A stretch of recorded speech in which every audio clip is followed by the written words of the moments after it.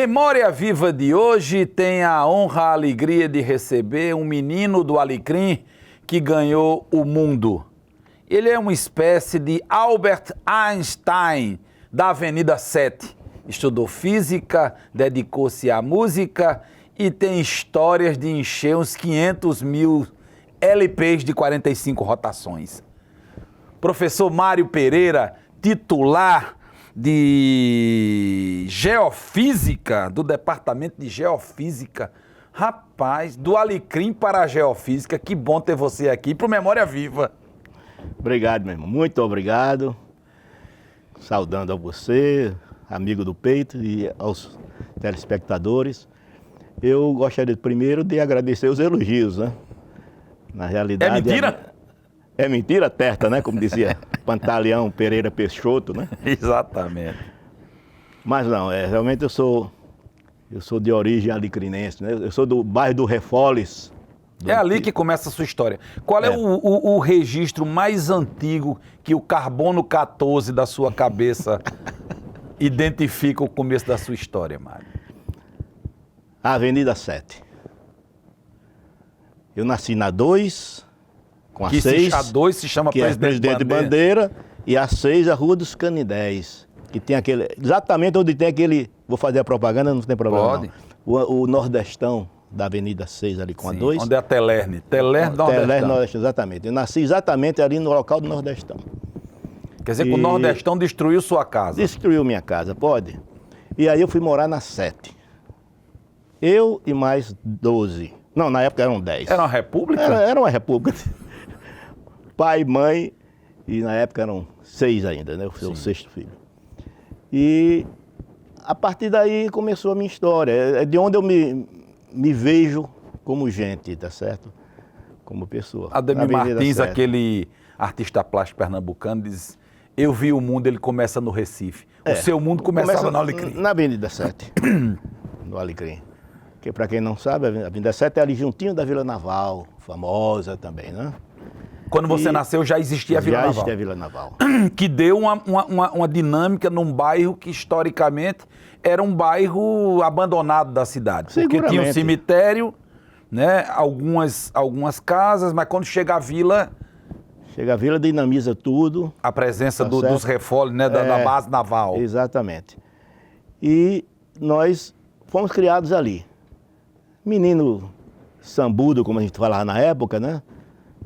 Correndo na rua, brincando à noite. E ali já começa a minha história, por incrível que pareça, com a música. Por quê, Mário? Porque eu tinha um tio, Simão Pereira da Silva, sou dos Pereira da Silva, né? E o Simão, que era o irmão de minha mãe, ele era marcador de quadrilha, ele tinha um arraiá de quadrilha de São João. Quer dizer, essas quadrilhas hoje que os cabas fazem é tudo imitando Simão. Tudo imitando Simão, tá certo? Eram 2 quadrilhas famosas no Alecrim. Era o arraiá do Pereirinha, que era do Simão, e o arraiá do Zé Gordinho, que era o seu Gordinho, que morava na 3. Era briga grande, disputa era grande, disputa era grande. Então o São João era a coisa mais linda, mais animada do mundo. Era uma história que eu tenho na minha mente que eu não esqueço. Seu tio era marcador de quadrilha e, claro, o resto do ano... E o dono do arraiá, tá certo? O arraiá era de frente à casa da minha avó, da mãe dele. E foi aí que começou, inclusive, a minha primeira chegança na tal da música. Fui chegando devagarinho, porque...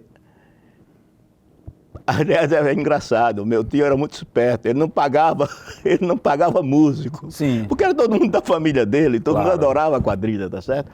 Então ele simplesmente, minha irmã tocava acordeon, era uma ótima acordeonista. Mais velha do que você. A minha irmã mais velha, Marlene. E Marlene, um beijo pra você, minha querida. E Marlene, ótima acordeonista, Milton, o meu irmão mais velho, fazia o pandeiro. E eu, do que chamava na época de tantã, eu tocava o tantã, que é a timba, né, que chamamos de... Então foi a minha primeira entrada na música. Eu acho que isso já me deu uma ideia de ritmo. Porque eu acho que durante uns 3, 4 anos nós tocamos no Arraiá do Pereirinha. E para segurar uma festa de São João, Arraiá não é brincadeira não. Outra coisa, não era apenas o dia da apresentação, tinha os ensaios. Os ensaios começavam 2 meses antes. Então, realmente, tem que aprender. Tinha que segurar a onda. Tinha que segurar a onda. Aí você tocava, que equivaleria hoje ao zabumba. Exatamente. Seu irmão pandeiro, sua irmã, era um trio um pouquinho diferente. A sanfona. Isso. E Tá cantava certo? já, não? Não, nessa época ainda não. E aí isso você menino. E estudar menino, morando na Sete, estudando, trabalhando nas festas de São João pro seu tio e estudando. Como é que começa a sua história de estudante, Mário? Estudante foi engraçado, porque toda a meninada dali do bairro, pelo menos da minha rua, estudava no João Tibúrcio, Colégio João Tibúrcio, ali na Presidente Bandeira. Que tá lá ainda hoje, Tá lá resistindo. ainda hoje, pois é. E minha mãe, por influência do padre Stanilau, que era o padre lá que era o diretor na época, padre Martins, padre Stanilau, eram os diretores, por influência deles, leve seu filho para lá. Aí eu fui estudar no Sagrada Família, Instituto Infantil Sagrada Família, e comecei lá. E tem algo engraçado, é óbvio que a gente fica... Particular. É particular. Meu pai dizia o seguinte, eu para estudar não meço sacrifício. Agora, não quis estudar, oficina. Porque ele era mecânico de automóveis. E ele era especialista em quê? Em carburador. Era o doutor do carburador, Maurício Fidelis. Quer dizer que hoje ele está literalmente só na memória viva, porque carro não tem mais carburador. Exatamente. É aquele cara que falava, acelera aí, ficava ouvindo. Ficava ouvindo, ia lá atrás no cano de escape, botava a mão Botava aí. a mão. Tá bom ou tá ruim, de toda maneira. Tinha uma sensibilidade que era incrível. Quer dizer, os mecânicos daquela época tinham esse tipo de sensibilidade. Hoje são as máquinas que fazem isso. E aí você vai estudar no Sagrada Família? Eu fui estudar no Sagrada Família. Mas o interessante de tudo, embora não é nada pedante da minha parte, nem eu tinha essa dimensão da coisa, quando eu acabei o preliminar, a professora chamou minha mãe e disse, esse menino não precisa fazer o primeiro ano, não. Ele pode ir direto para o segundo, ele vai fazer um teste. Se ele fizer um teste e passar, ele faz o segundo ano. Aí eu fiz o teste e passei. Tudo bem. Segundo ano. Terminei o segundo ano, mesma coisa. Vi a professora e disse, olha, Dona Julieta, que é minha mãe, famosa Dona Neta lá da Sete, né? Era conhecidíssima lá. Dona Julieta, esse menino ele pode ir para o 4º ano, em vez de fazer o 3º primário. Então faça... A escola de São Paulo é aquele negócio de progressão? Pois parece coisa de São Paulo, né? Que os meninos não sabem ler, já estão no 5º ano. Exatamente. Aí me fizeram um teste. Eu passei no teste. Aí fiz o 4º. Mas você era um menino estudioso, Mário? Ou era um menino como todo comum, menino do Alecrim? Era um menino comum.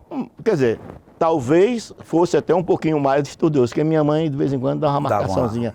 E meu pai tinha algo que era espetacular. Toda segunda-feira à noite tinha a revista. A revista era o seguinte, sentavam os 4 na mesa, eu, Milton, que é esse meu irmão mais velho, e minhas 2 irmãs mais velhas, sentavam e ele fazia a revista do material escolar, para ver se a gente não tinha feito bobagem, tá certo? Então isso, de certa forma, foi nos orientando. Uma disciplina. De certa forma... Seu pai estudou? Não, meu pai tinha até o 3º ano primário. Era de Natal? Não, ele era do interior da Paraíba, de São José dos Cordeiros. Na região do Cariri. Região do Cariri, da Paraíba. Veio longe pra cá, não foi? E veio. Aliás, ele veio com meu avô, de família, né? E veio num caminhão. Companhia deles, eles eram muito amigos. Meu avô era muito amigo dos Flores, dos Flor, da família Flor. E eles vieram todos basicamente juntos para cá. E aí foram se colocando na cidade, no Alecrim. E foi assim que a coisa começou. E você, na escola, quer dizer, já dá esse pulo? Já dou esse pulo, faço o primário em 4 anos, porque tinha o programa de admissão. Sim. Só que na admissão também, aí recebeu a influência de um amigo meu que estudava no ginásio São Luís, do grande Pademar. Eimar, na Cidade Alta. Eimar Lereste Monteiro, né, na Cidade Alta. E eu fui para esse colégio. Aí eu fiz o admissão. Admissão ao ginásio. Ou seja, no Estudou outro... naquele livrão, mano? No livrão, era famoso, né? E no outro, já no outro ano, passei, já no outro ano eu estava no primeiro ginasial. Tá certo? Primeiro ginasial, tudo isso particular. Meu pai bancando. Primeiro ginasial, a partir daí, A Prefeitura de Natal, na época, é uma coisa que pouca gente conhece, tinha um programa de bolsas para estudantes que lograssem, era uma espécie de vestibular que ele fazia, certo? Então eles tinham essa bolsa. Se você passasse, ganhava essa bolsa e podia fazer em qualquer colégio que você quisesse, ginásio São Luís, Marista, tal. Como eu tinha já uns amigos do Alecrim que estudavam no ginásio São Luís, é óbvio que eu ia ir para lá. E fui para o ginásio São Luís. Então, sendo bolsista já. Bolsista. E fiz como bolsista o ginasial todo. Então, a partir daí, meu pai já não pagou mensalidade de colégio. Aí eu fiz o ginasial, vários amigos meus, vários estão aí, tá certo? São conhecidos em Natal. A partir daí, eu fui para o Ateneu. Aí que era a referência. A referência, tá certo? O Ateneu era a referência de ensino, de política, de cultura, de tudo. agitação. E foi aí que eu acho que a coisa, sabe, aflorou. Embora no ginásio São Luís começa a minha primeira história como cantante, como se diz, né? Eu comecei a cantar, porque o ginásio São Luís Mas você era menino. Eu tinha 10 anos, 10, 11 anos. E nesse ginásio São Luís tinha as nossas matinês, matinê não tinha nada, no sábado pela manhã. Matinê geral era de tarde, Matan, né? Soirée, né? Soirée, pois é. E o Matan, a matinê, era algo realmente sensacional. E eu era o cantor oficial. Não sei porquê, mas a turma gostava da minha voz. Eu imitava Roselito, sim, tá certo? Cantava naquele espanhol tupiniquim, do jeito que eu ouvia, eu cantava. Mas eu tinha uma voz com... Qual era a música que você cantava de Roselito? Una vez un roxinol com la clara de la aurora. Olha, rapaz, aí... Agora a audiência bombou. O Roselito era o cara. Era o cara na época, né? E a partir que era um cantor e outras também, né? Granada. Né? Granada, tierra sonhada por mim, me cantaste o gitano. Menino, o espanhol já estava assim, tomando forma, né? Sim. Só do jeito que eu via. E aí meu pai percebeu. Sim, aí você lá no São Luís, você era a grande atração. Era a grande atração. Quando tinha festa, Mário Pereira era o homem, e eu levava meu irmão Milton, que era o violonista. Eu não tocava nada de violão, era zero. E aí até os 13 anos, mais ou menos, eu não sabia uma nota de violão. E meu irmão era apaixonado pelo violão.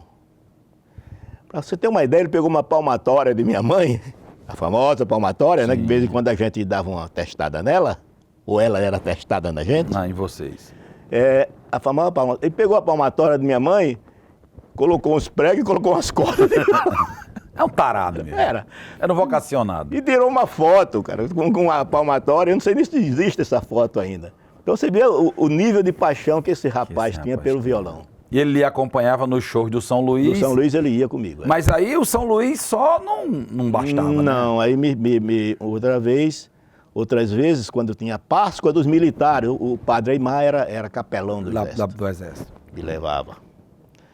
Eu e uma cantora do Colégio das Neves, não lembro o nome dela. Mas você cantou no Palácio dos Esportes.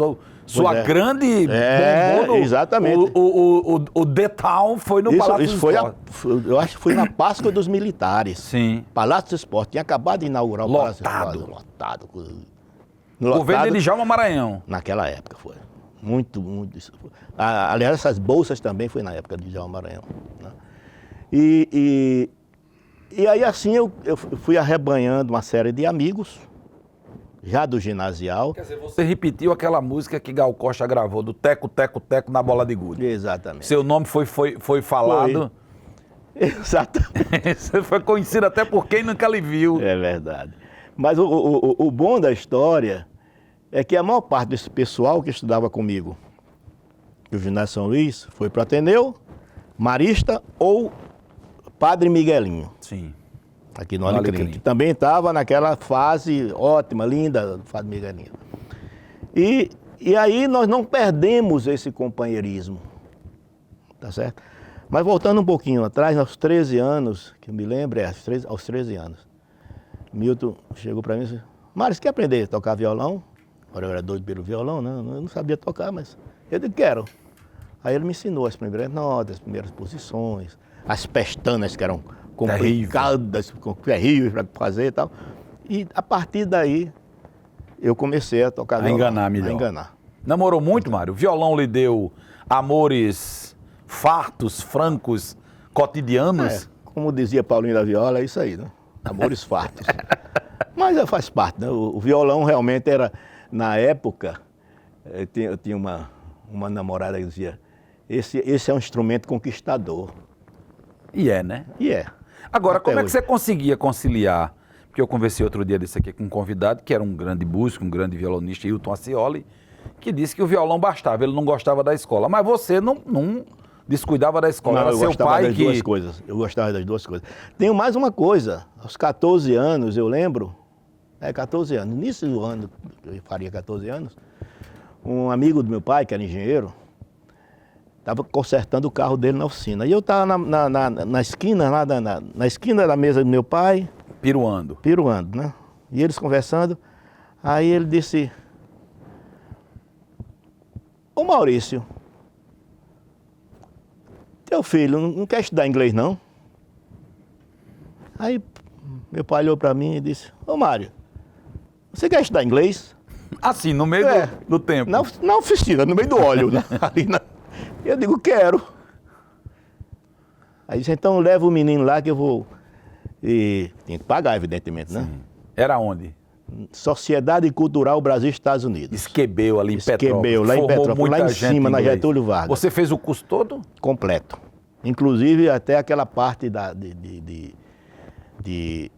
eu esqueci o nome agora. Mas isso lhe salvou na hora de fazer o vestibular. Salvou. Você fechou a prova. Fechei. Vestibular, o engraçado disso era que nós tínhamos, fizemos um grupo para fazer estudar vestibular na época, já adiantando um pouco no tempo, né? Sim.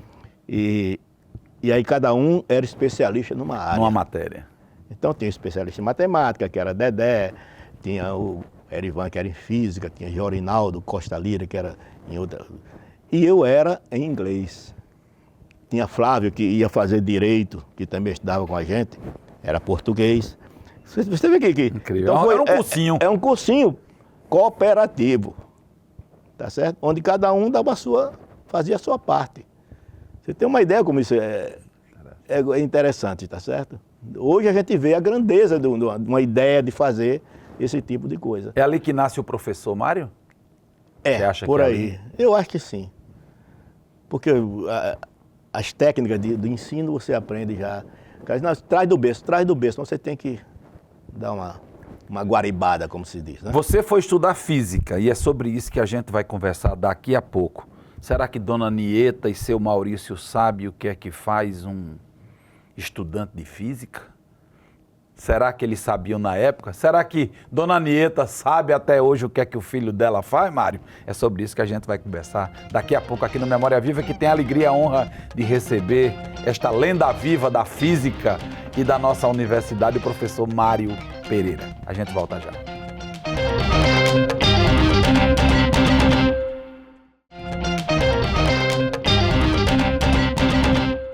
Memória Viva de hoje recebe o professor Mário Pereira. Ele é professor titular de Física da nossa Universidade Federal e também tem uma carreira com vários trabalhos publicados no campo da ciência e uma atuação importante no campo da música, da boemia e da vida. Mário, que bom ter você aqui e já devolvendo essa questão.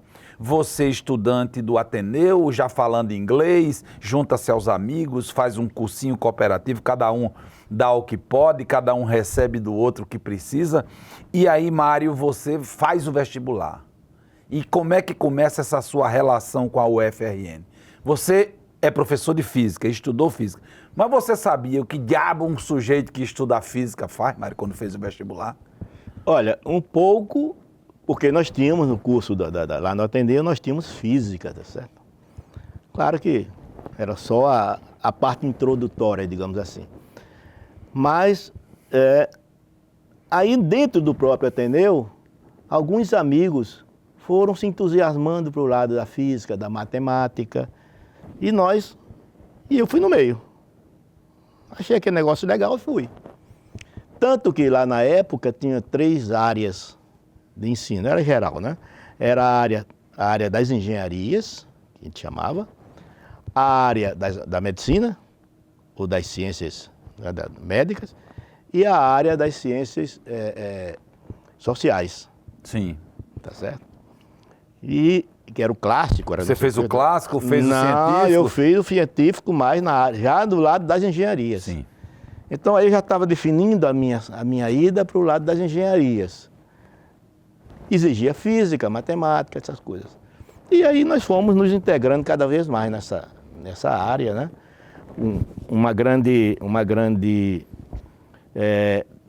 Fizemos grandes descobertas já na época, né? Da beleza da física, beleza da matemática. E os professores foram fundamentais para apresentar a vocês que é abstrato, né? A matemática é abstrata, a física é abstrata. Fundamentais. Precisa ser um bom professor para seduzir o aluno, mostrando algo que é abstrato, que ninguém vê, né? Exato. E aí eu lembro que fizemos vestibular, chegamos no terceiro científico, aquela coisa toda, na época, e amizade já altamente atada, como se diz, né? Todo mundo amigo. E aí nós fomos escolhendo as áreas. Escolhemos a física. Eu escolhi, mais alguns companheiros. Você foi reprovado? Fomos reprovados. Eu fui reprovado em geometria descritiva, eu lembro. Que era uma área lá que... Ou seja, quem fez para física foi reprovado. E naquela época, teve a tal da segunda época.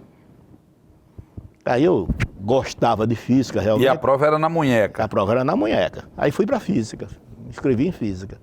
E aí passaram 30. Passaram 29 e o Paulo já estava. Formou uma turma. Formamos uma turma de 30 alunos. Ou seja, é dever de justiça fazer esse agradecimento ao Paulo, que realmente, devido a ele, começou o curso de física, de graduação em física aqui em Natal. E também aos professores Liaci e Juarez. Que eram alunos também na época? Não, eram professores já. Eram professores. Eram professores, mas das turmas de engenharia. Físicas para engenharia, tá certo? E iniciou o curso de física, já num regime que a universidade tinha, que era o curso indiferenciado. O que é isso? Era um curso básico, mas era dado para todos de uma área. Por exemplo, nós fazíamos juntos as áreas de ciências e de engenharias. Física, química, biologia e as engenharias. O que equivale ao básico? Ao básico, ciclo básico hoje? O que equivale ao... Comum, né? Ex-comum. Era comum. E os outros cursos faziam as áreas médicas, farmácia, medicina, etc. E você assistia aula com os colegas da engenharia, com os colegas das outras... Então eu tenho amigos aí de engenheiros, tá certo? Então essa união dessas áreas foi fundamental para a gente, até para o futuro, para você fazer uma rede de amizade, uma rede de conhecimentos, tá certo? Mas você veio para a universidade para estudar, aí você vai para o ciclo básico que já tinha professor, e quando chegou para ter professor de física, porque era um curso novo? Aí o negócio ficou ruim, porque nós só tínhamos 3 professores, tá certo?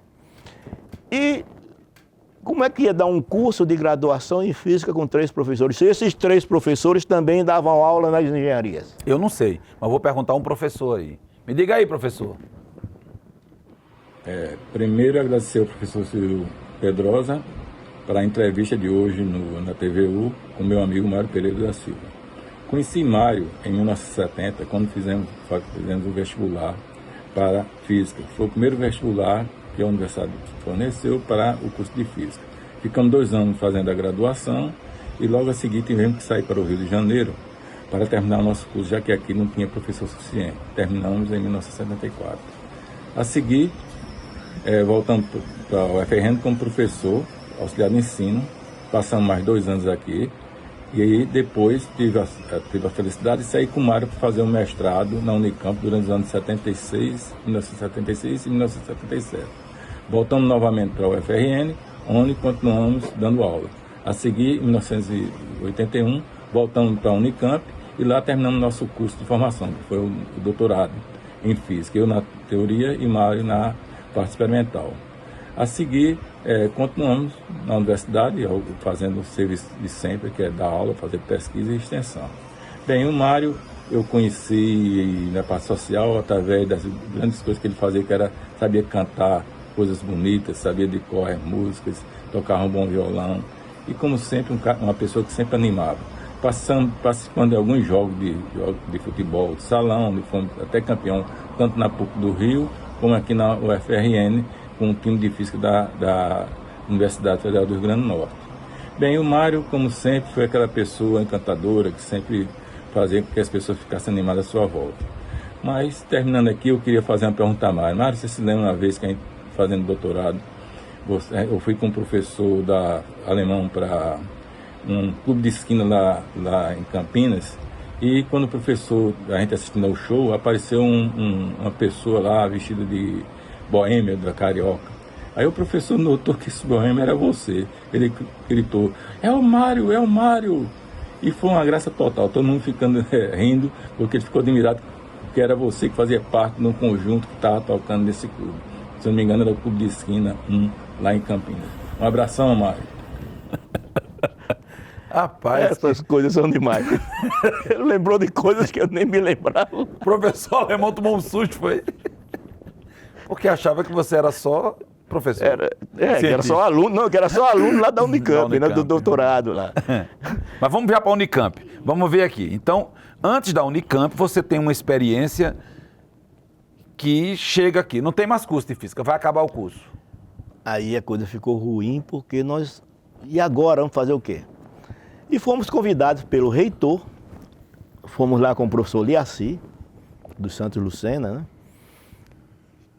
Que Deus o guarde, que tenha um bom lugar. E nós fomos a essa reunião na reitoria, que antigamente era onde era a sede do Distrito Naval, não sei se ainda é. Sim, em frente à Escola Doméstica. Exatamente. Ali era a reitoria da universidade. O curso de física era onde? As aulas? Era no Instituto de Física e Matemática, que era ali onde foi a parte financeira da prefeitura. Tal. A Secretaria de Finanças. Secretaria de Finanças. Perto da prefeitura. Exatamente. E fomos para a reitoria. E lá o reitor disse, olha, vamos fazer o seguinte, nós temos uma proposta para vocês. Se vocês quiserem, os 30, né, do curso, se vocês quiserem, passam para as engenharias. Existiam duas engenharias aqui na universidade, a engenharia civil e a engenharia elétrica. Então não tem problema, já passam direto. Os que quiserem, os que não quiserem, tem uma outra opção. Nós temos um convênio com a PUC do Rio de Janeiro. Então, se alguém optar, não quiser fazer engenharia aqui, quiser continuar a fazer física, vai para o Rio, vai para a PUC. Aí desses daí, 7 escolheram e eu no meio. Os 7 cavaleiros do Apocalipse. Exatamente. Quer dizer, chegam no Rio de Janeiro, Meu efervescência, cidade maravilhosa ainda. Ainda maravilhosa. E você vai estudar na PUC. Bom, Mas peraí, vamos- Mário, mas a PUC é uma escola de padres. De padres, aí foi a minha grande surpresa. Por quê? É que eu vi que tinha padres, E padres. padres e padres, porque os padres de lá eram físicos, do departamento de física eram físicos. Doutores em física. Mas religião Aí eu combina digo, pois é, com ciência? na época eu acho que hoje sim, algumas coisas combinam. Algumas doutrinas têm bem definidos o papel da ciência e o papel da doutrina, tá certo? Mas para você foi uma surpresa. Para mim, naquela época eu não tinha nenhuma noção disso e foi uma surpresa enorme, tá certo? Uma surpresa porque, ora, e o melhor aqui, um dos grandes amigos que eu tive lá era padre. Era um padre americano, Thomas Cullen. Esse cara foi além de professor, ele foi um mestre para mim em outras áreas, tá certo? E Você chegou lá com 17, 18? Não, eu cheguei lá já com 21 anos. Sim. Lá. E onde é que Mas era uma e onde figura. é que a PUC foi importante para você nessa descoberta da física? Você entendeu que aí sim Foi exatamente você foi aí. apresentado a física de verdade. Exatamente. Porque todos os meus professores aqui em Natal, por exemplo, não eram doutores, eram mestres. O próprio Liaci, que foi um um grande precursor da física aqui em Natal, que incentivou Cientista. a todo o pessoal, tá certo? E já foi homenageado na universidade várias vezes, é um senhor professor.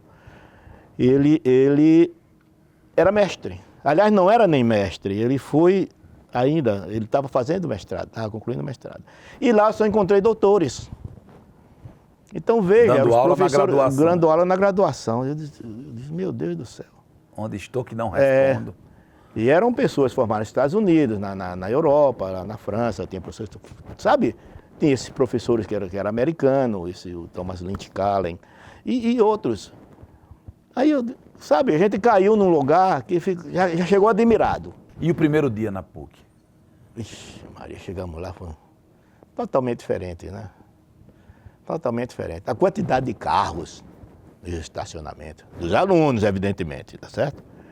E, aliás, eu tinha um amigo, chamava-se Antônio Anunciato da Costa. O Anunciato, ele foi um dos diretores do diretório, depois de algum tempo lá na PUC. E ele publicou no jornal Diretório que os nordestinos vieram aqui para ajudar a diminuir a densidade de carros nas garagens da PUC. Perfeito. Porque aí só dava pé. ônibus a pé. E aí, como for morar perto da PUC, ficou uma coisa bem mais confortável. Ficava, assim, uns E 500 como é metros. que foi a aceitação desse grupo de nordestinos lá na PUC, especialmente em relação a você, por exemplo? Olha, se eu disser a você que melhor não poderia ser... Não tinha esse negócio de discriminação, de preconceito? Chegaram os bairros. Zero. Mário, quem era essa gente elegante e sincera que você encontrou lá no Rio? Só gente rica. Só gente rica, os pais. Claro que eles moravam bem, tudo, mas eram pessoas como nós. Normais. Normais, gente boa, sabe? Apaixonados pelo Nordeste, apaixonados pela música nordestina. Vou só adiantar um pouquinho. Vieram nos visitar aqui quando nós viemos para Natal, tá certo? Então, eram esses os amigos que nós tínhamos lá na PUC, lá na física, por enquanto. E aí entra em campo o músico artista Mário, para embalar. Sim. Aí sim, né? Porque já nessa república que nós morávamos lá na Gávea, já começávamos a fazer as nossas brincadeiras de violão e tudo, né? Eu tenho inclusive uma foto que é bem característica, né? Um retrato do Einstein, um quadro do Einstein que a gente tinha na sala, né? Sim. Fazia física, né? Tinha que ter Claro. alguma coisa relativa. Aí eu comprei um de Cláudia Cardinale e coloquei junto do... Cláudia Cardinale novinha, né? Sim. Cheirando a leite, como dizia, né? Junto do Einstein. E eu fiz uma foto com o violão assim. No meio dos dois. No meio dos dois. Olha, uma beleza.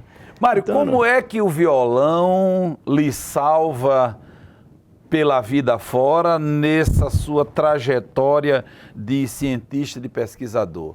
É sobre esse papel desse instrumento tão brasileiro que a gente vai conversar já já com o professor, violonista, músico, artista, Mário Pereira. A gente volta já com Memória Viva, que tem a alegria de contar a história de pessoas e personagens importantes da nossa terra.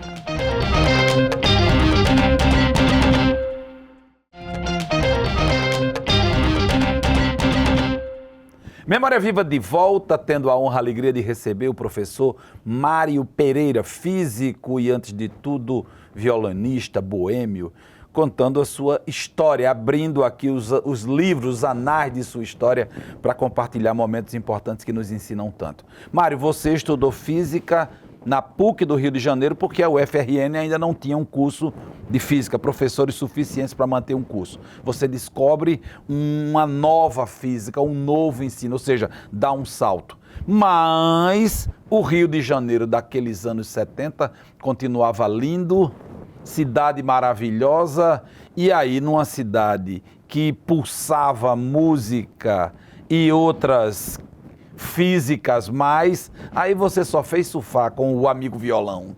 Exatamente.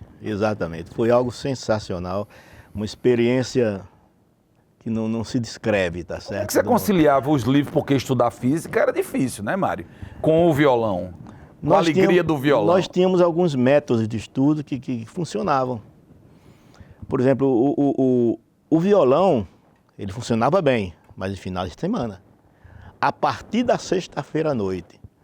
Então, por exemplo, eu e meu amigo Zé Ferreira, numa das repúblicas que nós tivemos, nós fizemos um acerto.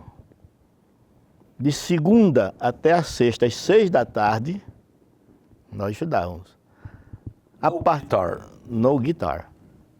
Não sei, à noite, Sim. se tivesse um tempinho, eu pegava. A partir daí, acontecesse o que acontecesse, parava-se o livro, parava-se o estudo, fechava na hora, 6 horas, fechava. Aí era o final Era de semana. expediente. Era. Final de semana era nosso.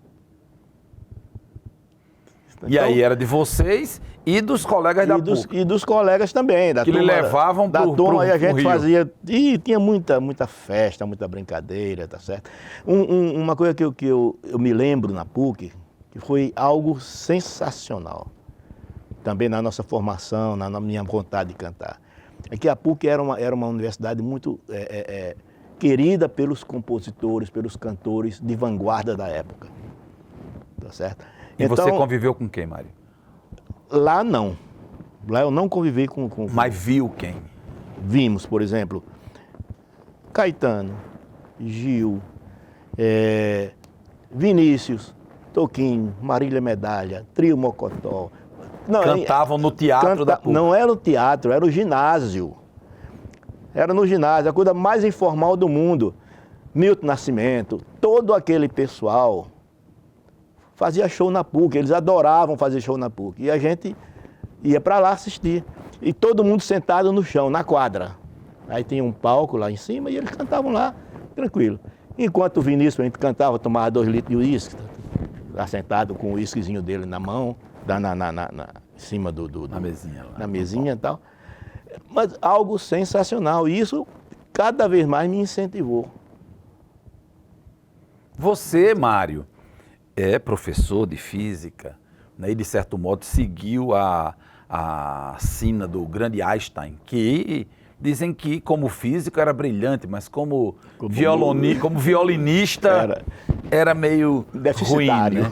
Então, a fórmula não batia, né? A teoria da relatividade era relativa com ele, né?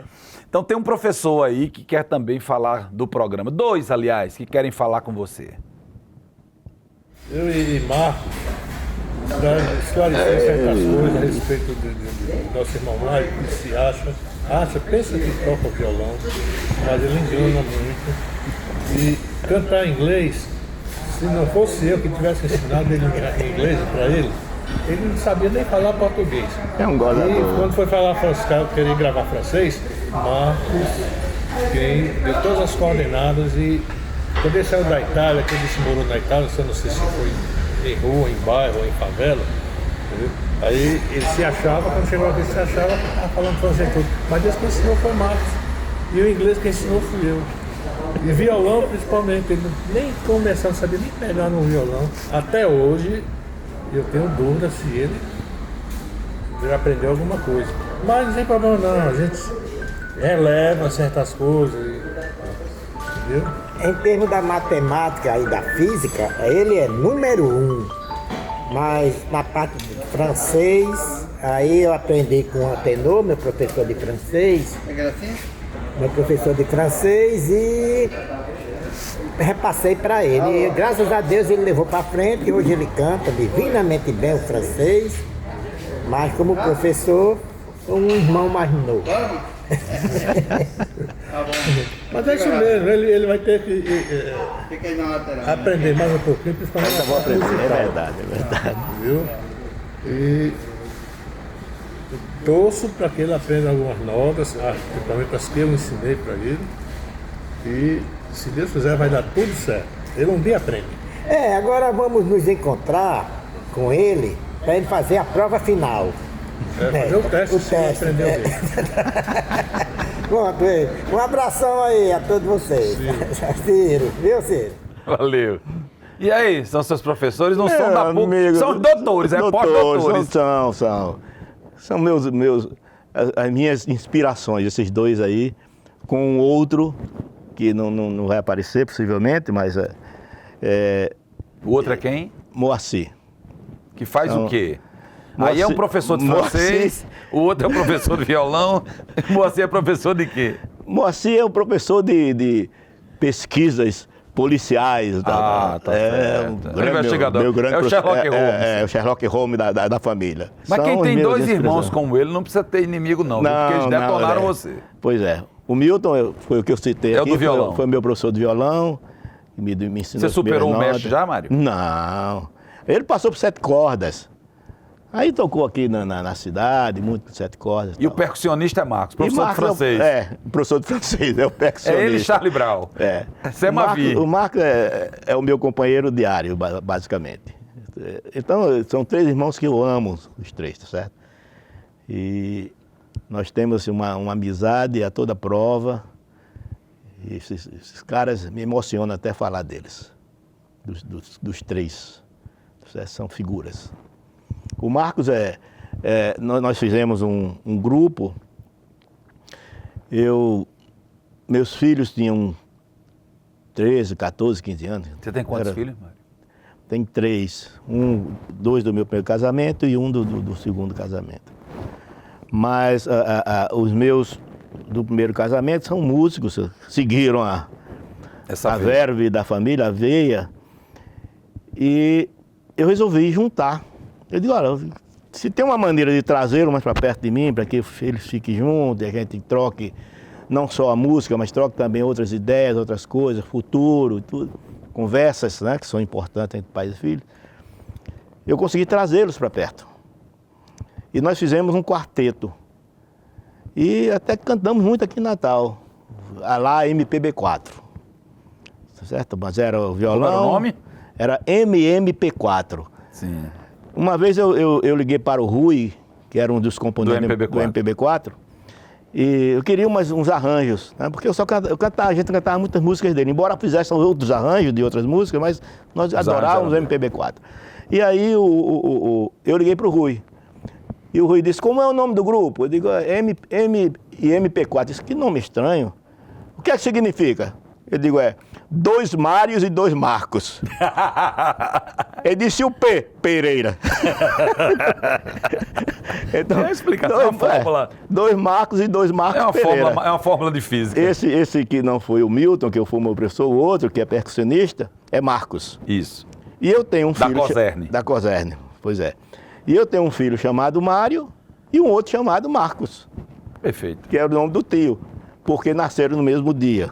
Tá certo? Em homenagem a ele. Em homenagem a ele, eu coloquei... Agora, tem uma referência, quer dizer, além de tocar, além de cantar, há uma referência que está lá atrás, que é talvez, você disse que nasceu lá no arraiá do seu tio, do Pereirinha, mas teve um outro momento que é o seu contato já com a tecnologia. A música e a tecnologia, que foi um movimento que você criou, menino, lá no Alecrim, para ouvir disco. Ah, isso aí é importante ser citado. Não poderia deixar de falar. O famoso Disc Club. O Disc Club foi Na verdade, eu fui convidado a posteriori, quando fundaram o Disc Club, aí um amigo meu, Maurício Roberto Campelo de Macedo, que é professor daqui da UFRN, é médico. O Maurício, que também fazia músicas comigo lá no Ginásio São Luís, me convidou, porque juntou ali a turma próximo ali da Vila Naval, da 3, da 9, da 10 e tal, e eu morava perto, éramos amigos, ele me chamou. Então nós entramos nesse clube. E realmente foi algo que mudou a minha vida. Esse clube fazia o quê? Esse clube, o nome já diz, Disc Club, era para escutar discos, escutar música e ler. Era músicas e ler. Nós nos reuníamos primeiro na Vila Naval, na sede da Vila Naval, que o pessoal da Marinha emprestou para a gente, no sábado à tarde a gente usava. Todo sábado tinha reunião. E nós depois...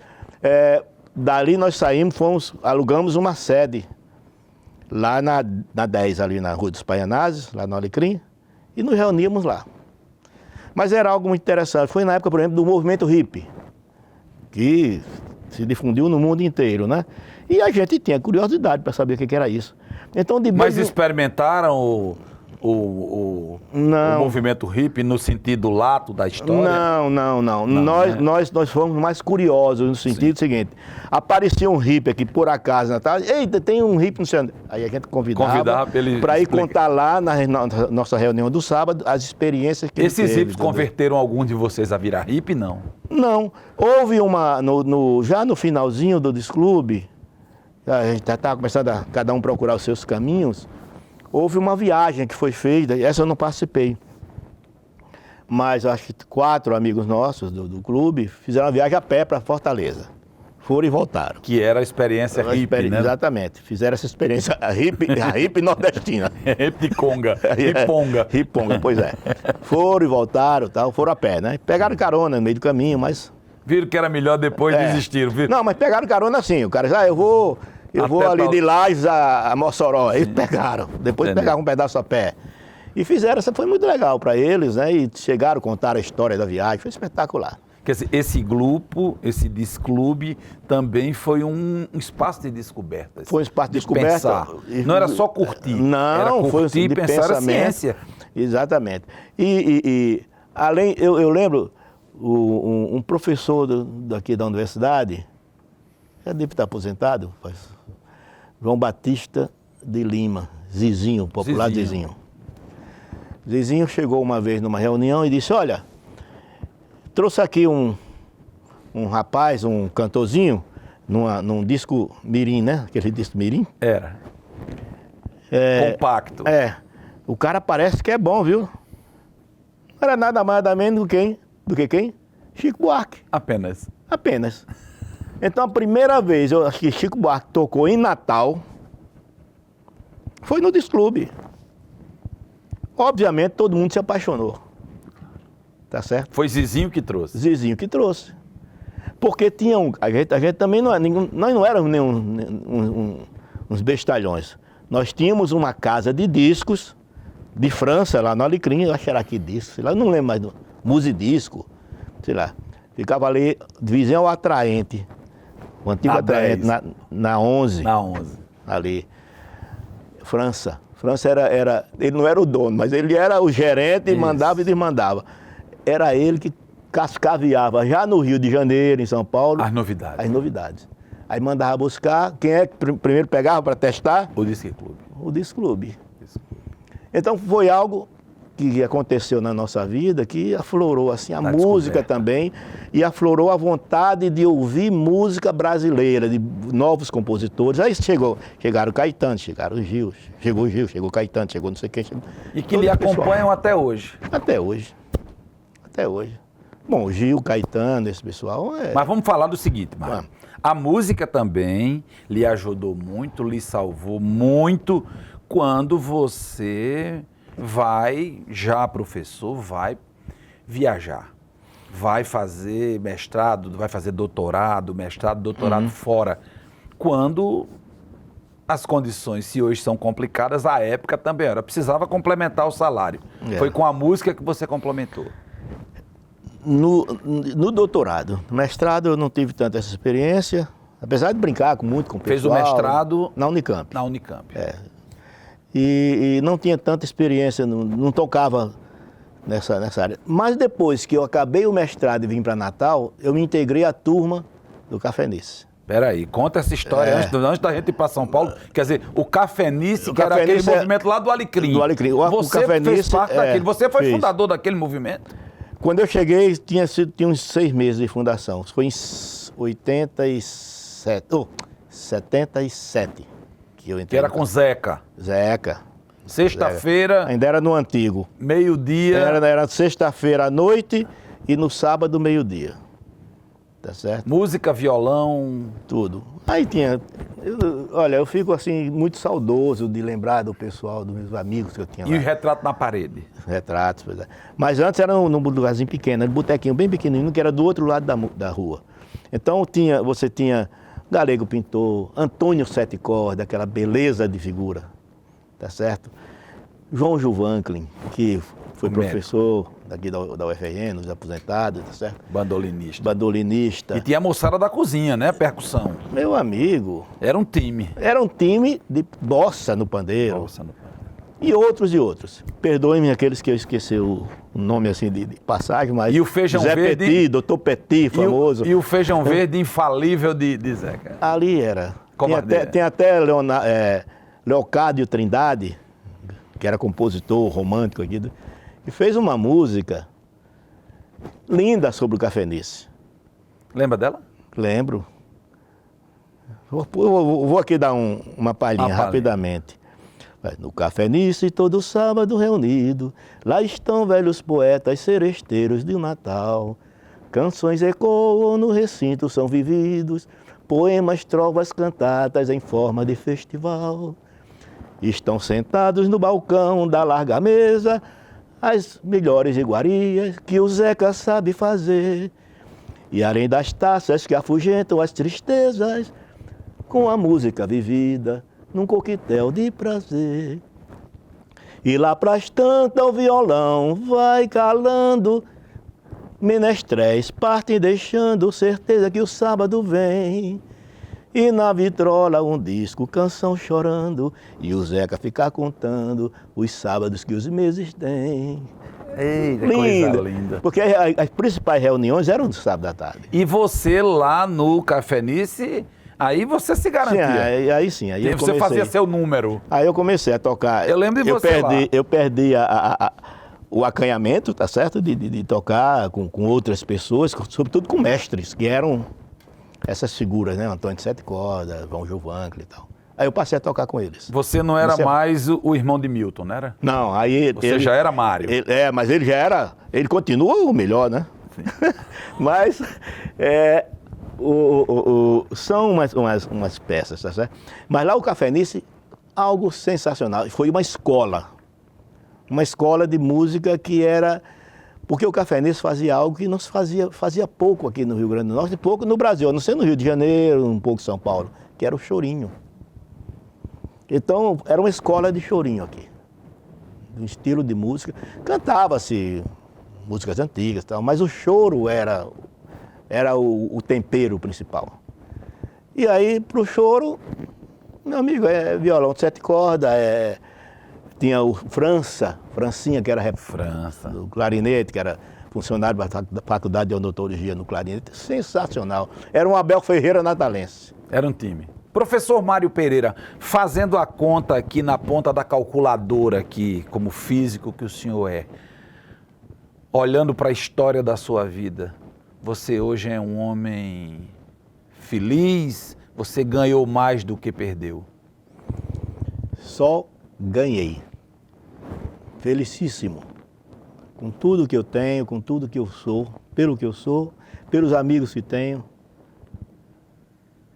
pela universidade que eu vivi, pelos alunos que eu consegui formar, que eu consegui orientar, digamos.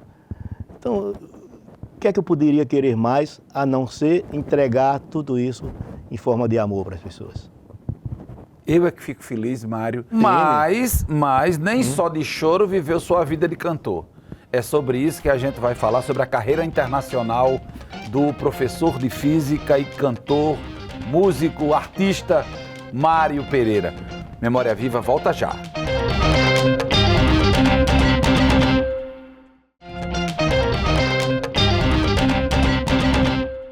Memória Viva de volta, tendo a alegria e a honra de receber hoje o professor Mário Pereira, titular do Departamento de Física, cientista, faz pesquisas importantes que mudam a vida das pessoas para melhor, mas, sobretudo, alegra a vida de todo mundo quando se agarra com o seu grande companheiro violão e desfia belas páginas musicais. Mário, o violão lhe acompanha, você divide sua carreira entre a ciência e a música, e aí você faz doutorado lá em Campinas. Fez mestrado, dedicado ali à família, aos meninos, mas no doutorado você já veio mais escolado, já virou mais artista, já estava mais conhecido. Eu já vim. Você tinha feito pós-doutorado aqui em música e boemia no Cafenice. Pois é, já estava, digamos, já estava pelo menos com mestrado de Cafenice. Sim. Tá certo? E aí eu fui para o doutorado. Então, no doutorado aconteceu algo, eu tinha acabado de chegar, mais ou menos um mês depois que eu tinha chegado lá, Em Campinas. Em Campinas, no novo apartamento, aparece um cara lá em casa. Tindom. Entrou, subiu lá no apartamento. Você é Mário, né? Eu digo, sou. Eu sou da Unicamp também. E ouvi falar que você chegou. Eu já era conhecido desde o mestrado, né? Eu conhecia muita gente. E falar que você chegou. E aí é o seguinte, a gente tem um regional só de alunos da Unicamp. E isso é difícil a gente segurar, porque o pessoal vai acabando os cursos, vai voltando, né? Então o nosso 7 cordas voltou para Belém. Acabou o doutorado dele, foi para Belém. E a gente está sem 7 cordas. Então, você não quer tocar 7 cordas com a gente, não? Eu digo, nem 7 cordas eu tenho. Ele disse, não, a gente arranja. Tá bom. Ensaio quarta-feira. Tá. Aí fui para lá. Foi. Né? E aí fizemos o ensaio, fui ali, umas Fazendo coisas que eu essas via, firulas. fazendo as firulas, uma coisa que eu via de Antônio, que a gente tocou muito tempo junto, né? Aí fui fazer as firulas, o pessoal gostou. O pessoal gostaram, O né? pessoal gostaram. Aí eu fui e me integrei com essa turma. Que eram alunos. Que eram todos alunos da Unicamp. Da Unicamp. De vários cursos. Aí tinha bandolinista, tinha E cavaquinista. tocavam né? na Unicamp. A gente tocava Era quase um desclube. Era quase um desclube. Voltando só um pouquinho. Claro. Para não perder o fio da meada do desclube, eu queria citar só algumas pessoas. Por favor. Tá certo? Que fazem minha vida hoje também. São parte da minha vida.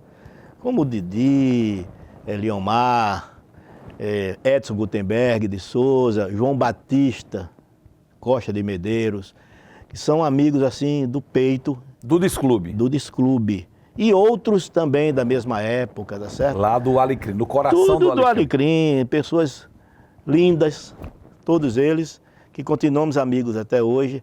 Chico Farias, que é médico aí, conhecido também. Ou seja, eu queria citar porque eu tenho certeza, mas você não falou em mim. Os que eu esqueci, pelo amor de Deus, me perdoem. Citam-se falados também. Desclube acima de tudo Acima e de de todos. A boa música acima de boa tudo. música, a boa E aí música. você faz boa música lá na Unicamp, com Pois esses é. amigos, com esses Então, colegas. na Unicamp, nós começamos a tocar, e de vez em quando eram convidados para tocar em algum lugar. E um dia Você aparece... cantava? Cantava também. Mas um dia apareceu um convite para nós fazermos a vez da banda da casa, tinha a banda da casa, o piano e tal, um canto bonito, numa boate. Chamava-se Clube de Esquina 2. Sim. E nós fomos. Aí aceitamos ganhava uma mixaria, mas só para se divertir mesmo, né? E era só tocar samba e choro. Mas aí eu não cantava. E nós fazíamos cerca de 10, 15 minutos, enquanto o grupo da casa estava parado, era esfria-sol. E tinha um negócio que era engraçado. A gente tinha uma compensação.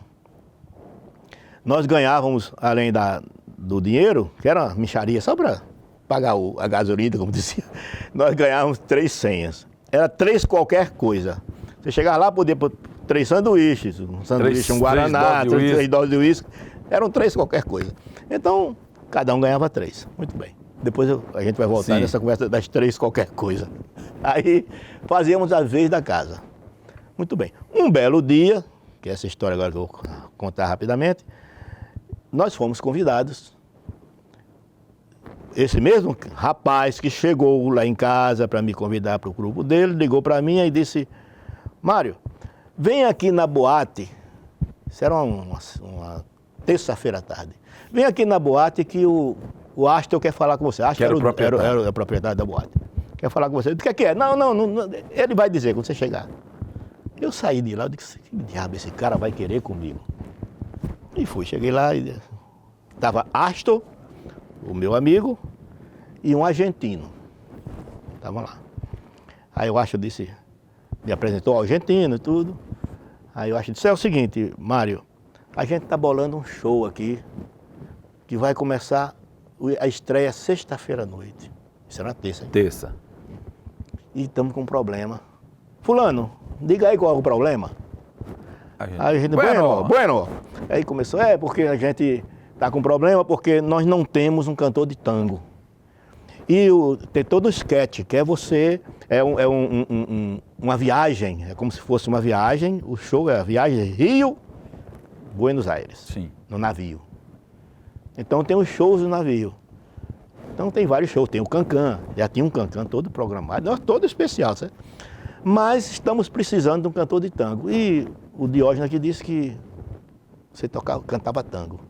Eu digo, eu sei uns tangozinhos por aí, umas coisas meio... Ele disse, qual é o tango que... Canta um tango pra mim. Ele disse, tudo bem. Retifulada em minha tristeza, oi, te vou que ver o que ha sido. Ele disse, Ixi. Astor, tá contratado. Uma frasezinha. Foi. Também você botou pra lascar Botei no pra lá, espanhol, no né? menino, o quê? Roselito Mas já, eu tinha- já mas não eu era tinha- mais Roselito. Não, aí eu já fazia também direitinho, as pronúncias e tal, né? A pronúncia argentina, inclusive, Sim, porque eu tinha, no mestrado e no doutorado da Unicamp, eu tinha amigos argentinos. Inclusive, um morou com a gente. Então, E aí você pegou o acento. aí jogou todos, os acentos, como era, como não era. Eu cantava tango, brincando no apartamento mesmo, aí ele já corrigia. Tá? Aí eu passei a cantar direitinho, tá certo? E aí foi contratado pra É. cantar no show. Aí o argentino disse, Astor, tá contratado. Aí tá, tudo bem. Eu ia saindo, aí o argentino disse, graças a Deus. Agora apenas el cantor de samba de breque.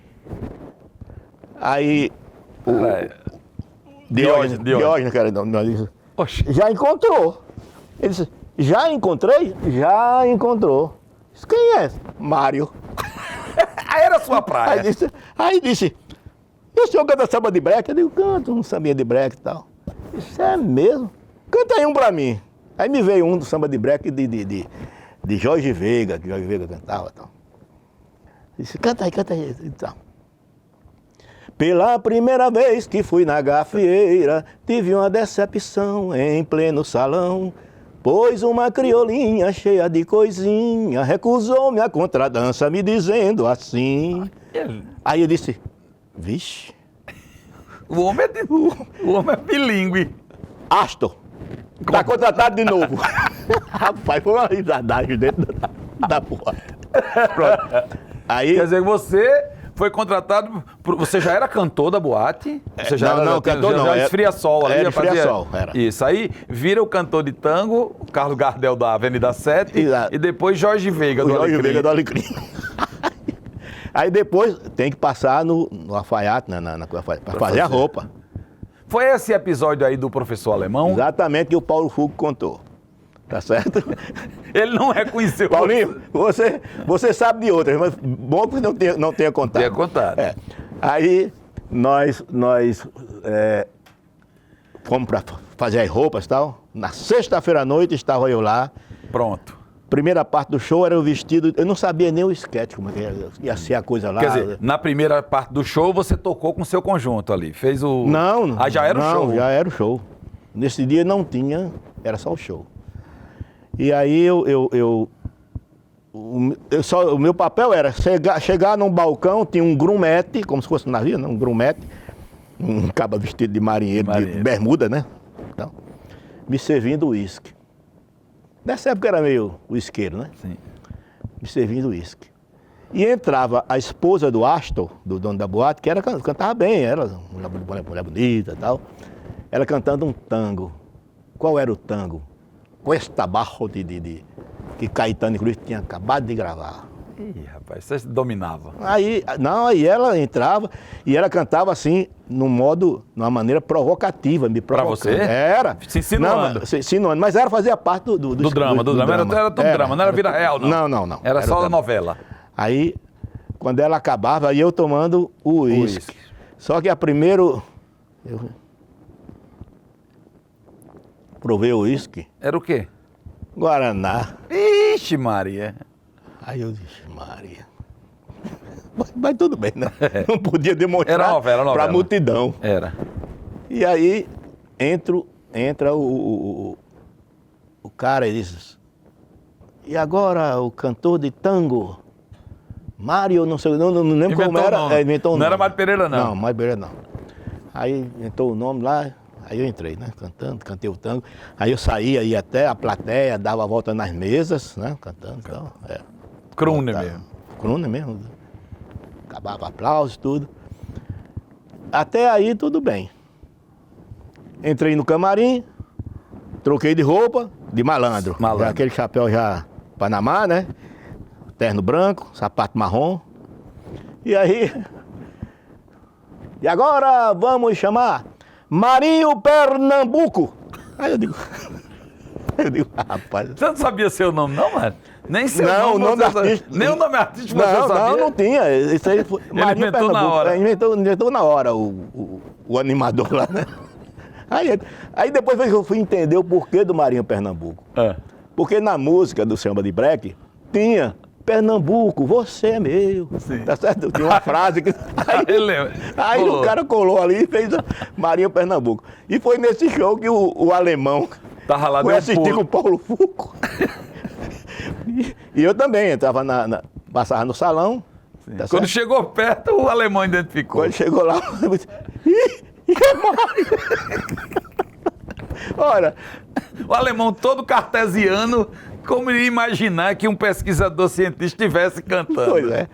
Mas tem um outro amigo meu também, tá certo? Sim. Que foi professor daqui, professor Denilson. Eu digo porque eu falo para todo mundo e para ele também.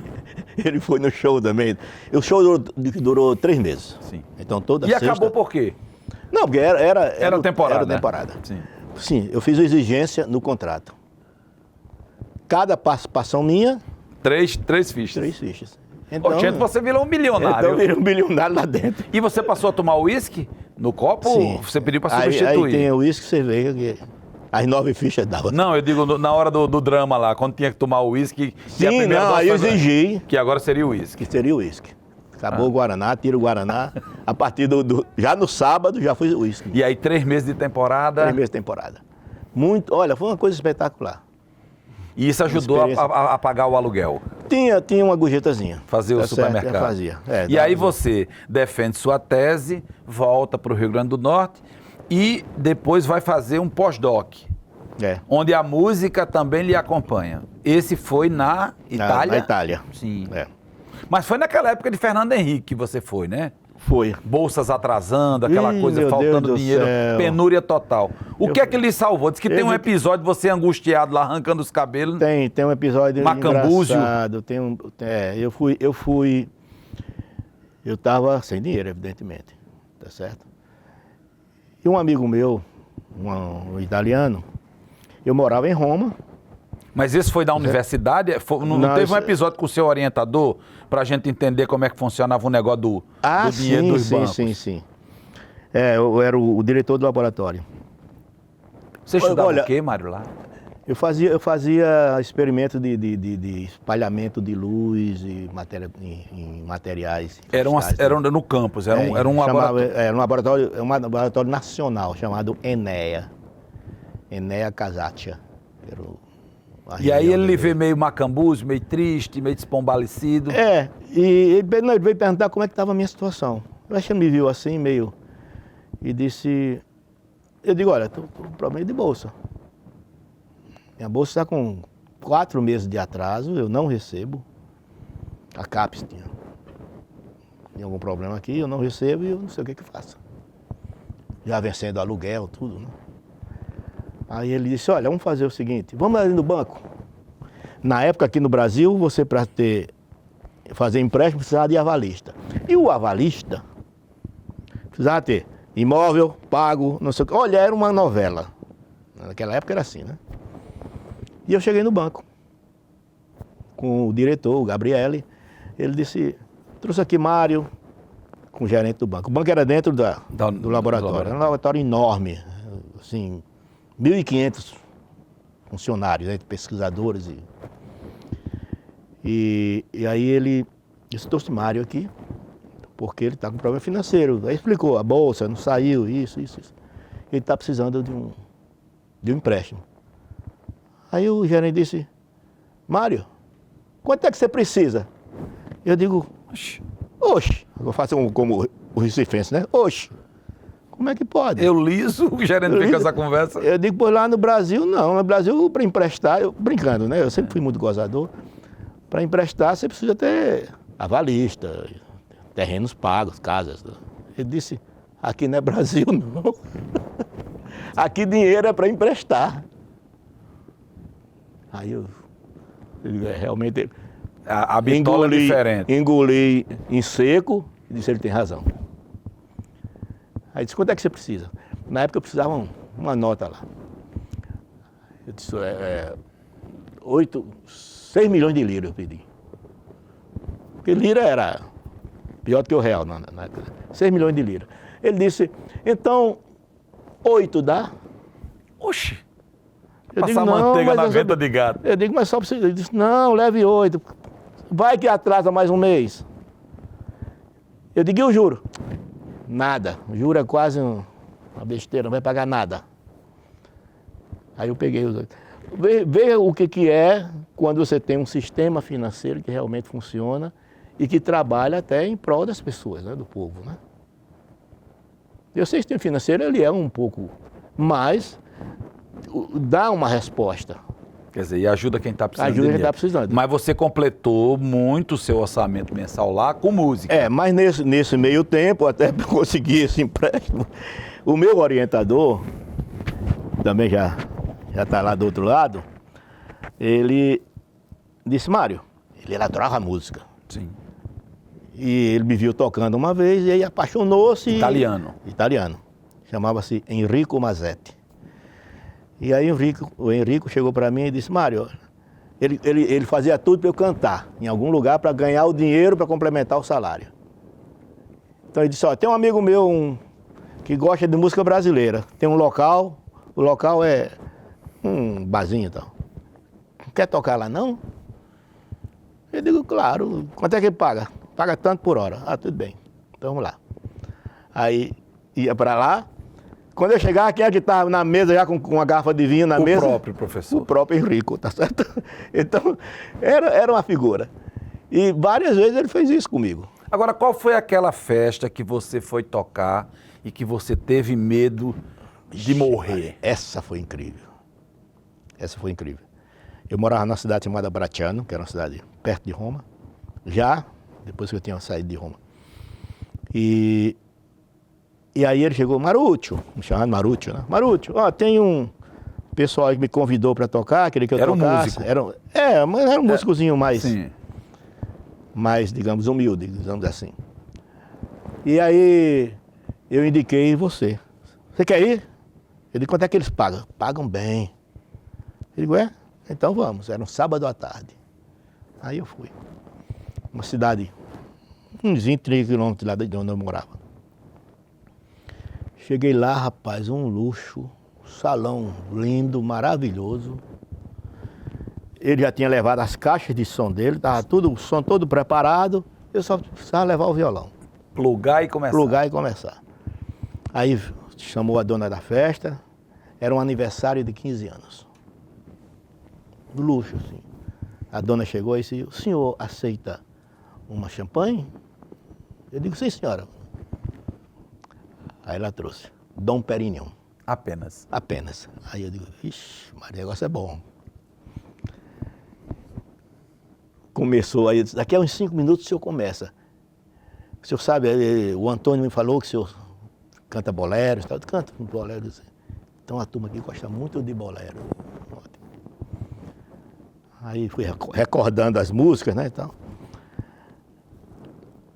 Começaram a chegar alguns convidados, aí eu notei que os convidados chegavam e beijavam, trocavam beijinhos, tá certo? Homem? Homem. Homem com homem. Homem com homem. Eu digo, vixe Maria, isso aí tá me parecendo com máfia. Mas rapaz, mas aí... A orquestra tocando alto pra polícia não manjar. Aí comecei e tal, eu toquei acho que 1h30. Quando terminou, ela veio, a senhora, muito educada, sabe? Muito gentil, me pagou. Antônio estava esperando lá fora para me levar de carona, né?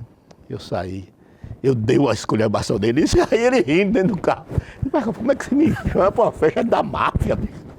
E era do mafioso? Era gente, não sei se a festa era de mafioso, mas tinha nego da máfia, tinha. E como é que você me chama pra uma festa da máfia, rapaz? Escabentado, Já pensou se a polícia chega aí com a metralhadora e mete bala em todo mundo? Acerta logo em você. Não, Marucho, deixa pra lá. Não tá com a barriga cheia, com o bolso cheio. Era uma nota boa. Mário, a música é sua companheira e faz muito tempo. A música, inclusive, lhe levou para um congresso científico quando você não tinha trabalho para apresentar. E o ônibus só tinha uma vaga na Unicamp. Que história foi essa? Rapaz, essa foi engraçada. Eu vou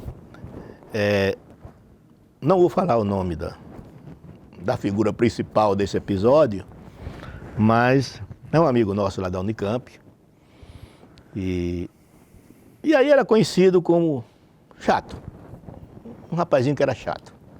E todo mundo dizia, fulano é chato, fulano ninguém viu. Mas era uma boa figura, uma boa pessoa. E aí nós fomos tinha que ter trabalho publicado para poder ir nessa viagem. A física, a física na época fazia os encontros anuais de física da matéria condensada no Brasil.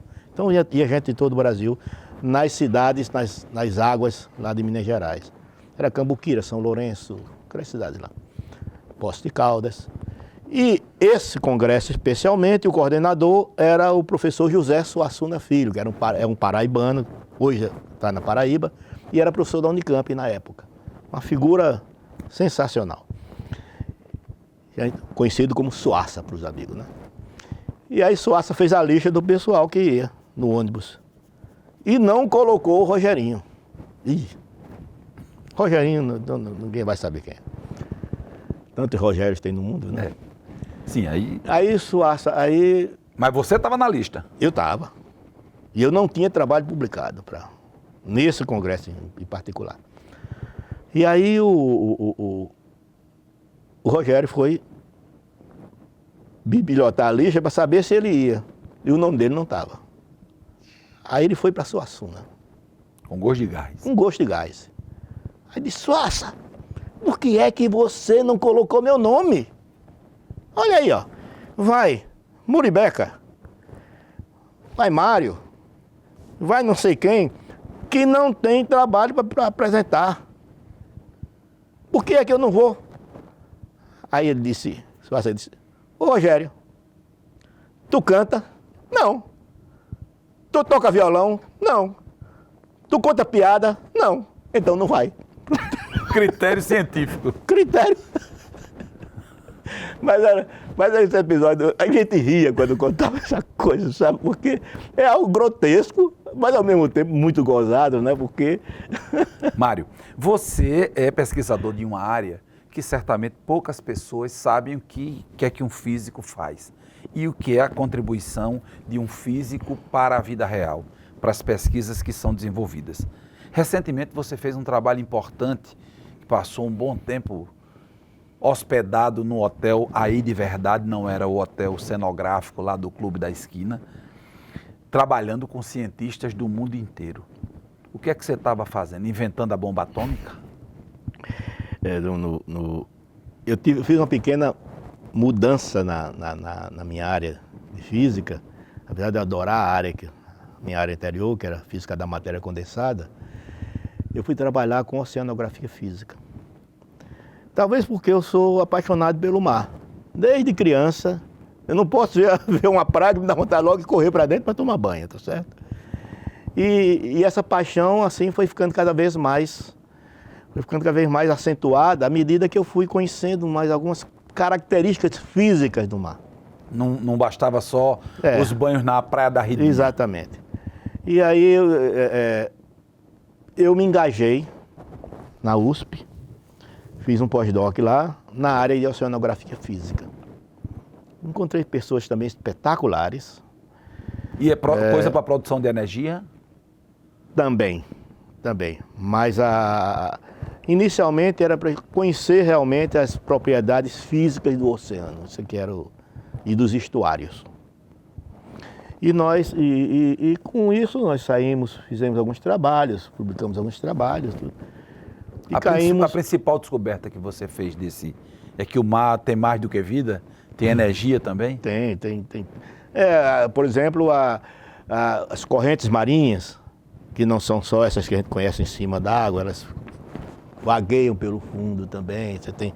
O mar é uma coisa interessante. Você vai aqui, por exemplo, na margem aqui do Rio Grande do Norte, tem a corrente do Brasil, que fica aqui a 100 e poucos metros de profundidade, 150, 200 metros, dependendo do relevo lá E essa corrente ela se propaga num sentido. Mas embaixo já tem uma outra que se propaga em outro sentido. Então, É como se fosse uma avenida ali. o né? oceano é assim, É vivo. é vivo. Tá certo? Você não simplesmente você mergulha e não tem uma massa d'água só. Então você tem água mais fria, água mais quente, circulando, uma ao contrário da outra. E isso para a vida real serve o quê? Essa sua pesquisa serve para quê na vida real? Sobretudo para clima. Porque se fala muito de clima, mas muita gente não sabe que uma das coisas que domina o clima, tá certo? O que equilibra o clima é o oceano. Ele tem um papel fundamental, tá certo? No clima da Terra. Mas você vê, eu só falo em queimada, tem uma, tá certo?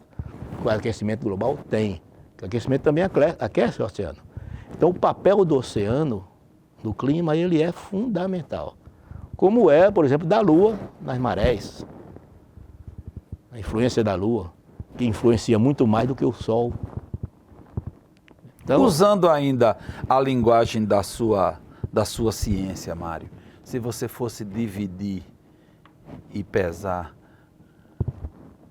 o que é que a ciência e a música ocupam nessa massa do seu corpo e da sua história aí, quem é que tem mais? Ô, pergunta difícil, meu amigo. Tem uma mais fácil, não? Você é cientista, né, Mário? Sim, sou. E sou músico também, né? Mas eu não sei, cara. É uma pergunta que eu não saberia responder. Ambos, ou ambas as coisas, me completam. Tá certo? Quer dizer, além do amor por minha esposa, tem tudo uma... Né? Me completam. Amor por meus filhos, minha família, mas a ciência e a música tem também essa característica de me completarem. Ou seja, eu sou constituído de vários tijolinhos, onde tem um é a música, outro é a ciência, outro são meus filhos, minha esposa. Então esses tijolos são que me completam. Passando assim em revista o disco da sua vida, Mário. Toca bem.